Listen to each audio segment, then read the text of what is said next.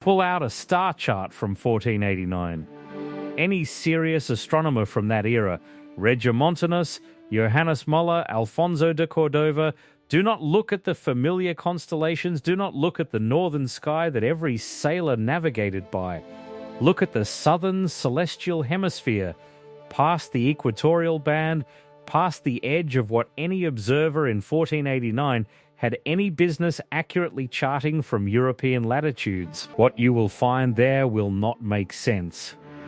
You will find star clusters clearly plotted, accurately positioned, with angular separations, with proper motion indicators, with magnitude classifications running through the southern sky, and not a single notation of uncertainty anywhere on the chart.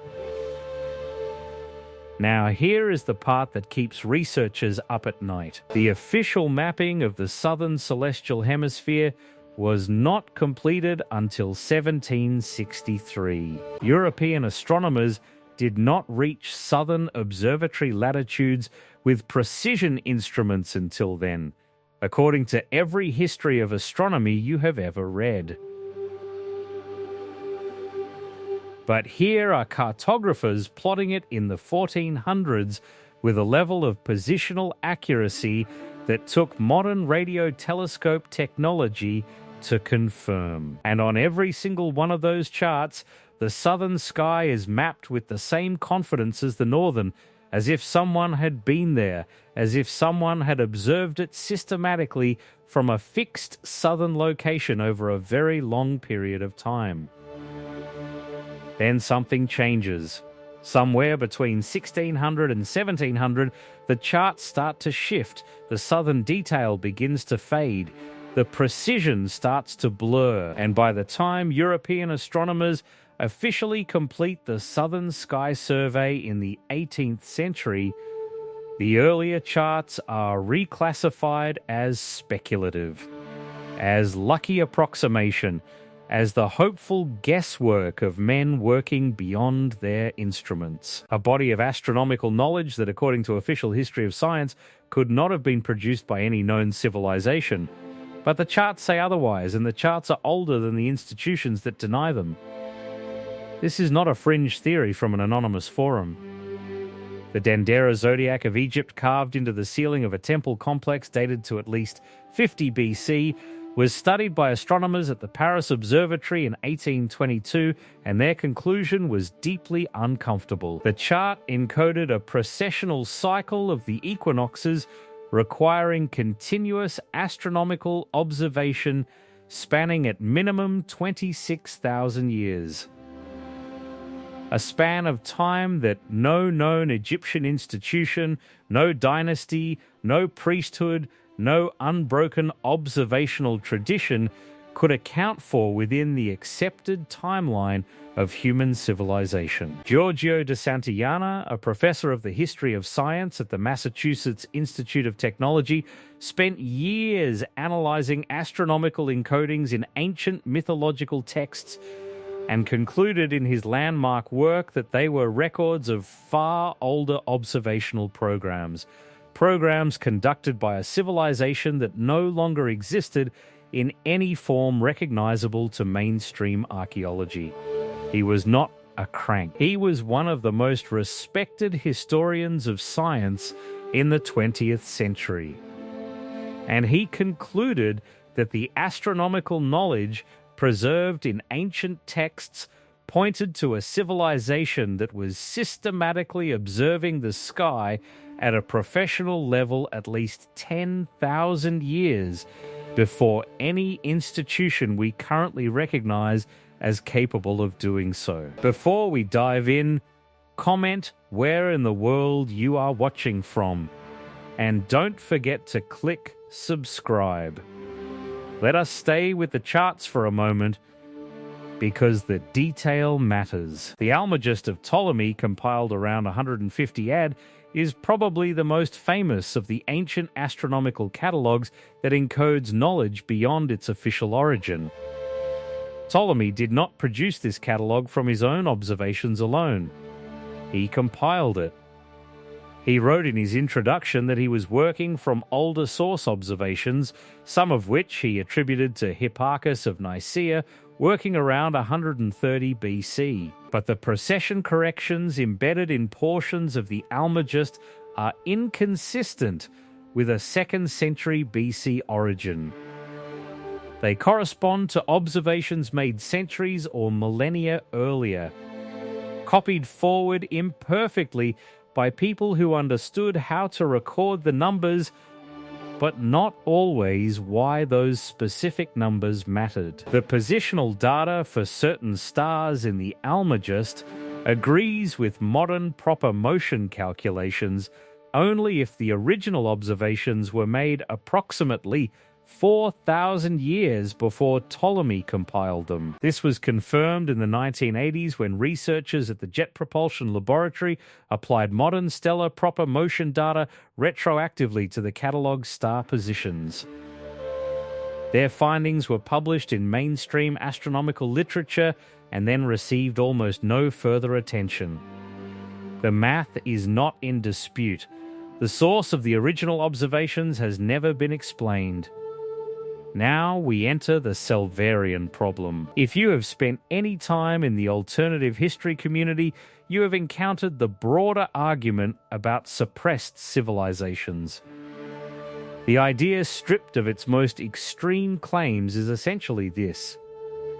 There existed sometime before the recorded historical period a global civilization of extraordinary scientific sophistication that has been systematically removed from the institutional record. The name Selvaria appears in a cluster of Renaissance astronomical manuscripts referring to a tradition of sky knowledge whose origin no contemporary scholar could identify. Attributed to observers from a region that the manuscripts consistently placed somewhere in the Central Asian Plateau, a region that by 1800 had been thoroughly absorbed into the expanding empires of Russia and China, with no surviving institutional memory of the astronomical tradition the manuscripts referenced. The manuscripts do not lie. Renaissance astronomers working in the 15th and 16th centuries consistently cited Selverian source observations when they needed positional data more accurate than anything their own instruments could produce. Johann Muller, known as Regio Montanus, the most technically capable astronomer of the 15th century, explicitly referenced non-European source catalogues when constructing his planetary tables. His tables were more accurate than anything his contemporaries could produce from original observation. He died in Rome in 1476 under circumstances that his own correspondence in the preceding months described as dangerous, after being summoned by Pope Sixtus IV to assist with calendar reform. His papers were not preserved. His source catalogues were not preserved. The astronomical tradition he was drawing from left almost no institutional trace. That disappearance is not catastrophic erasure. It is bureaucratic erasure. It is the careful reclassification of a knowledge tradition that was present in the manuscripts of 1450 and absent from the encyclopedias of 1800. Let us go back to the Babylonian astronomical diaries. The clay tablet records of systematic sky observation maintained in Mesopotamia from at least 750 BC and possibly much earlier. These tablets record planetary positions, eclipse cycles, and stellar phenomena with an accuracy that modern astronomers have confirmed against independent calculation. But the Babylonian astronomers who maintained these records did not claim to have originated the observational system they were using. They explicitly described themselves as maintaining a tradition received from earlier sources they called the Ancient Ones. Sources they did not name and apparently did not need to name because their identity was understood. The Saros cycle, the 18-year eclipse prediction period that the Babylonians used with documented accuracy, requires a minimum of several centuries of continuous systematic observation to derive from scratch. The Babylonians were using it accurately from the very beginning of their documented records. They did not derive it, they inherited it. From whom, the tablets do not say. The tablets assume the reader already knows. The question of sources is the central mystery. Every astronomer in the ancient and medieval world admits they are working from older observations. Those older observations do not exist in recoverable form. Or if they do, they are sitting in institutional archives that are not accessible to independent researchers. The Library of Alexandria held astronomical texts that ancient writers described as incomprehensibly old. The House of Wisdom in Baghdad, destroyed by the Mongol invasion of 1258, held astronomical manuscripts that Islamic scholars described as predating any known civilization. The astronomical libraries of the Aztec world were burned by Spanish missionaries who described the sky charts they destroyed as diabolical. Someone across many centuries and many continents has been remarkably consistent about eliminating the source material while preserving only the derived copies. What remains are the copies. Ptolemy, Ulugh Beg, al-Battani, the Surya Siddhanta of the Hindu astronomical tradition, which encodes values for the precession of the equinoxes and the diameter of the Earth accurate to within a fraction of a percent of modern measurement, with no surviving account of how those values were originally derived. The Surya Siddhanta was not produced by people doing naked-eye astronomy with sticks and shadows. The computational precision embedded in it implies instrumentation and mathematical infrastructure that the official timeline of Indian scientific development cannot account for. Here is where mainstream science pushes back, and it is worth engaging with that pushback seriously. The scientific consensus is that systematic astronomy began in Mesopotamia around 3000 BC and developed continuously through the Babylonian, Greek, Islamic, and European traditions into the modern era. Under this framework, there is no window of time in which an unknown civilization could have conducted the observational programs required to produce the data embedded in these ancient sources. The knowledge base requires thousands of years of institutional continuity. No such institution is documented. But there is a counter-argument, and it comes from within mainstream archaeology. The construction alignments of megalithic structures across Europe, the Near East, and South America encode astronomical orientations that required centuries of systematic observation to establish. Göbekli Tepe in southern Turkey, now dated to at least 11,500 years ago, contains carved reliefs that researchers have interpreted as encoding a specific astronomical event, the position of the Sun relative to the Milky Way at the time of the Younger Dryas impact event around 10,800 BC. If that interpretation is correct, the builders of Göbekli Tepe were conducting systematic astronomical observation and recording it in stone more than 6,000 years before the Babylonian diaries begin. The Younger Dryas impact hypothesis adds the catastrophic mechanism.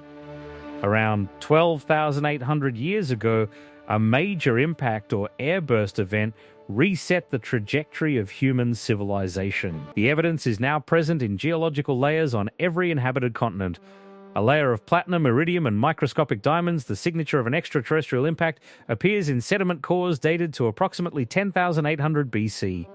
This event is associated with the rapid onset of the Younger Dryas cold period, the extinction of large mammals across multiple continents, and possibly the destruction of whatever advanced civilization had been conducting the observational programs whose results survived in fragmentary form into the historical record. If a globally capable observational civilization existed before 10,800 BC, the impact event would have destroyed its institutions while preserving some of its records.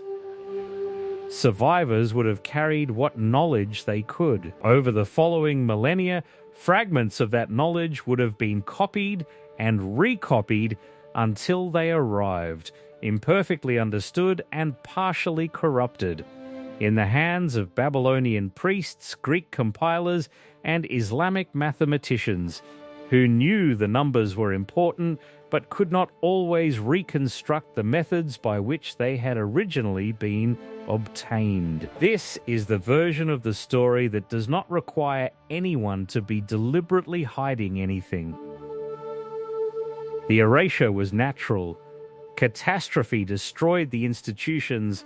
Time degraded the records. Languages died.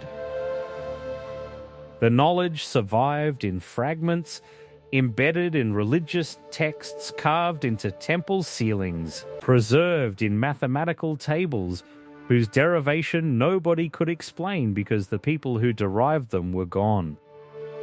But then comes the 17th century, and this is where the alternative framework makes its strongest case, because the reclassification of pre-modern astronomical sources in the early modern period is not catastrophic erasure. It is institutional erasure. It is the careful, systematic redefinition of ancient astronomical knowledge as primitive and approximate at precisely the moment when European scientific institutions were establishing their authority as the sole legitimate producers of natural knowledge. That is not a knowledge tradition destroyed by a comet. That is a knowledge tradition removed from credibility by people with printing presses and institutional appointments. And the timing is significant, because the 17th and 18th centuries are also when European powers began the systematic survey and categorization of the last unmapped regions of human knowledge: the southern sky, the deep ocean floor, the interior of continents. What if the reason the southern celestial hemisphere was officially unmapped until 1763 was not that no one had charted it? What if it was that someone needed to officially chart it? Because once you officially produce the definitive map of something, you control what that map contains. And whatever the earlier charts encoded, whatever precision and whatever implied history of observation they carried, would be superseded by the official version before the general public could ask any inconvenient questions about where the earlier accuracy had come from. This is not a proven claim, but it is the kind of claim that becomes harder to dismiss when you examine what happened to pre-modern astronomical manuscripts in the major institutional transitions of the 17th and 18th centuries. The astronomical archives of Tycho Brahe, the most precise naked eye observer in European history, were dispersed after his death in 1601. Many of his source documents, the older catalogues he was comparing against his own observations, were never recovered. His student Kepler inherited his planetary data, but described significant gaps in the documentary record that he could not account for. And here is what is hardest to set aside. Every serious astronomer working before 1700 referenced source observations older than their own instruments could have produced. Not one of them described those sources as unreliable. Not one of them treated the ancient numbers as guesswork. They treated them as more accurate than anything their contemporaries could generate, and they were right to do so, because when modern astronomers apply current measurement techniques to ancient star catalogue data, the ancient numbers frequently outperform what the instruments of the cataloguer's own era should have been capable of producing. The ancient observers were not approximating. They were recording. They were maintaining a tradition of measurement that originated somewhere before the historical period and survived in institutional form just long enough to be copied into the manuscripts that Renaissance astronomers were reading when they produced the planetary tables that eventually became modern astronomy. The honest summary is this: there are genuine anomalies in pre-modern astronomical records that have been confirmed by modern astrophysical calculation. The precession encoding in the Dendera zodiac. The proper motion corrections implicit in the Almagest source data. The eclipse cycle accuracy of the Babylonian records from their very first entries. These are not fabrications. These are not misreadings. These are documented cases of impossible precision in records produced by people who could not possibly have gathered that information themselves by any conventional means within the accepted timeline.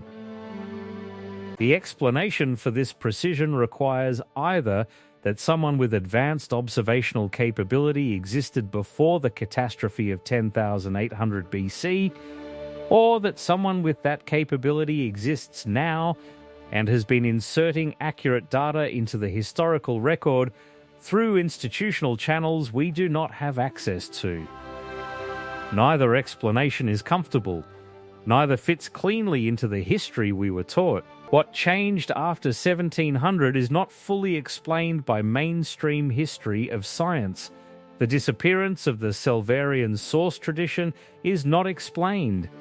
The sudden reclassification of ancient astronomical precision as lucky approximation after centuries of serious astronomers treating it as more reliable than their own instruments is not explained. The knowledge existed before the Ice Age ended. That much is demonstrable in the numbers themselves. Everything else is the question. If you want to go deeper on what the astronomical encodings in Selverian-era manuscripts reveal about the observational infrastructure that no longer exists, that breakdown is in the next video. Subscribe so you do not miss it.